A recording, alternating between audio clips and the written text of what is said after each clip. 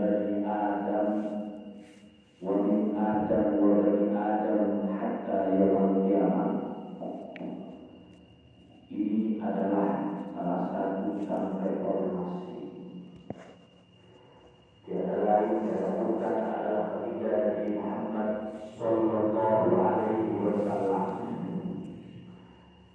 Suatu hari dikisahkan bahwasanya baginda Nabi Muhammad sallallahu alaihi wasallam dikisahkan ketika beliau sedang sholat. Ketika beliau sedang sholat sunnah, di tengah-tengah sholat beliau tersenyum dengan bahagia, dengan senyuman yang gembira, dengan senyuman yang begitu indah. Dan pada akhirnya salah satu sahabat bertanya kepada baginda Nabi Muhammad sallallahu alaihi wasallam, "Ya ayyuhan Nabi, kenapa engkau ketika sholat tadi kok tersenyum?"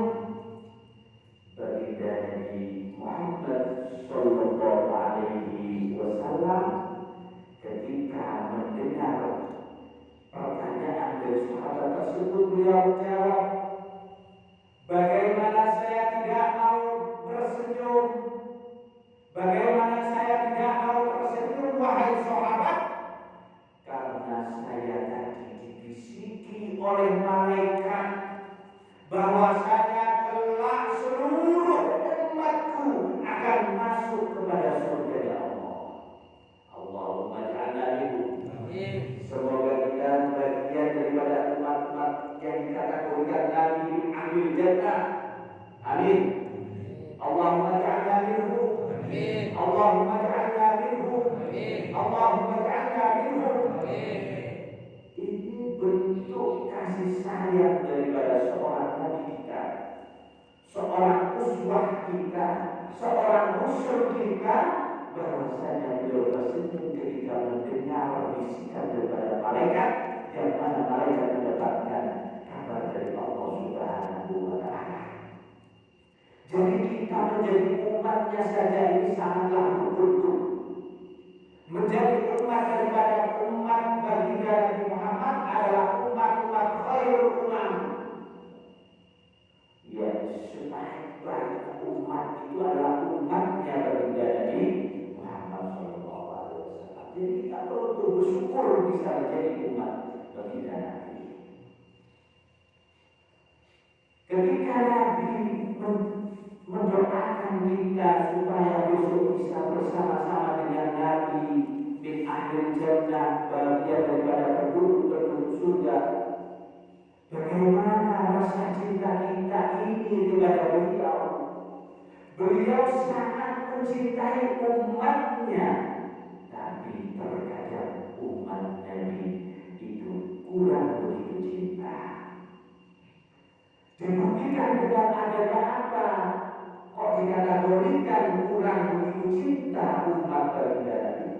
Dibuktikan ketika ada orang yang ingin mengekspresikan, yang ingin melakukan cintanya dengan memperingati Maulidun Nabi, dilarang dan diharam-haramkan.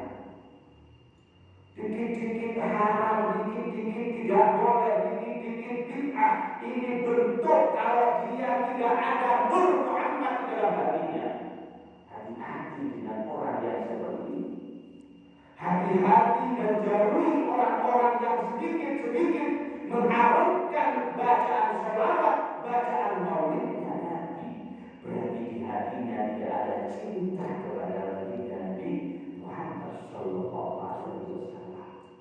Jadi kita sebagai umatnya Nabi jangan pernah melarang orang membaca sholawat, melarang orang membaca maulid. Ini jelas orang tersebut adalah orang yang gelap hatinya. Kenapa kok bisa demikian? Karena dia tidak suka terhadap puisi-puisi, syikiran-syikiran, pujian-pujian, maulid-maulid, sholawat-sholawat yang diaturkan kepada baginda Nabi Muhammad sallallahu alaihi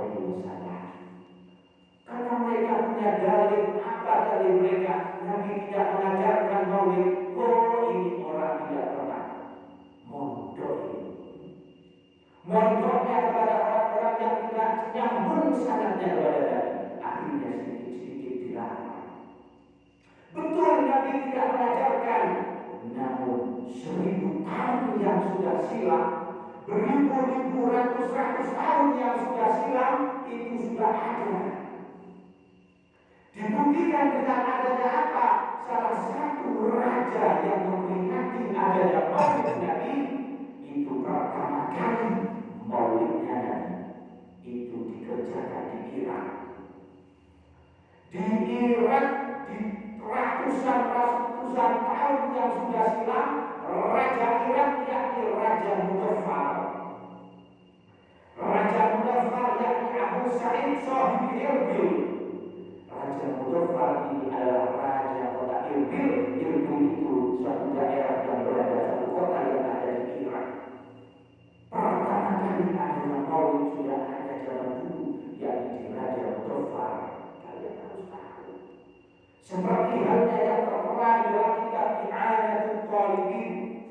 Di dalam kitab I'anatul Talibin juz 3 disebutkan di sana bahwasanya pertama kali diadakannya Maulid terhadap Nabi, peringatan atas kelahiran Nabi, dibacakan Maulid itu pada masa Raja Muzaffar, yakni di daerah Irbil, yang mana Irbil itu negara Irak.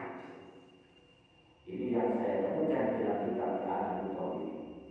Sehingga disebutkan qala Syekh Ibnu Jauzi fi Mir'atiz Zaman. Di dalam kitab Mir'atuz Zaman disebutkan ada satu kisah hakali ba'du man hadara simatul Muzaffar fi ba'dil mawalid. Diceritakan di dalam kitab Mir'atuz Zaman bahwasanya ada orang bercerita dia pernah menghadiri acara Maulid Nabi yang diadakan oleh Raja Muzaffar.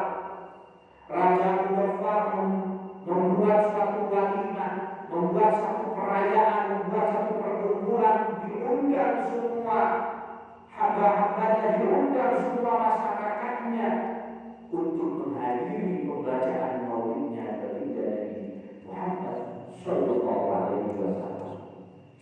Sehingga di acara tersebut oleh Raja Muzaffar itu dihidangkan 5.000 kepala kambing bakar. Berarti beliau memotongkan 5.000 kambing. Karena kepalanya ada 5.000, berarti beliau memotong 5.000 kambing untuk merayakan Maulidnya Nabi. Jor-joran di beliau. Jor-joran di raja. Tak memang raja. Buat berkepan. Saking memuliakan kanjeng Nabi, yang beli kambing, yang beli ubi sampai 5.000 kepala kambing bakar dihidangkan untuk orang-orang yang menghadiri Maulidnya Nabi. Wa asyraqu alafi bujajatin, dan beliau menyiapkan 10.000 ayam. 10.000 ayam. Kita apa? Ini bentuk kasih sayang, bentuk cinta kepada Nabinya. Pengorbanan cinta itu butuh pengorbanan. Cinta itu butuh pengorbanan. Nabi mencintai umatnya penuh dengan pengorbanan, dengan cara bersujud kepada Allah.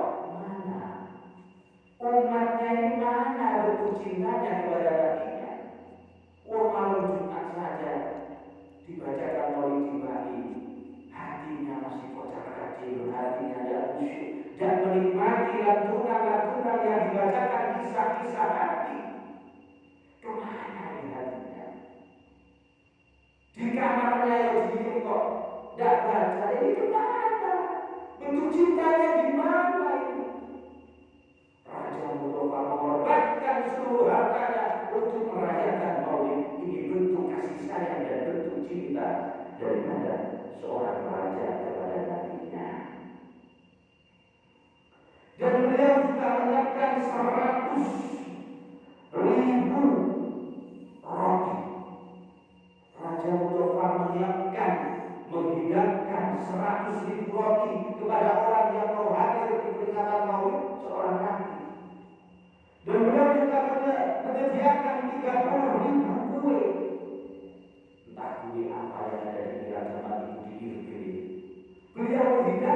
30.000 kue untuk orang-orang yang hadir di acara maulid. Ini pengorbanan seorang raja ini hanya untuk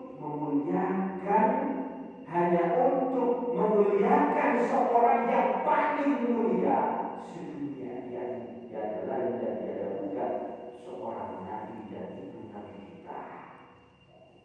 Kenali akhlaknya, kenali sifat-sifatnya, kenali apa yang ada di dalam diri seorang nabi kita, yakni Nabi Muhammad Sallallahu Alaihi Wasallam.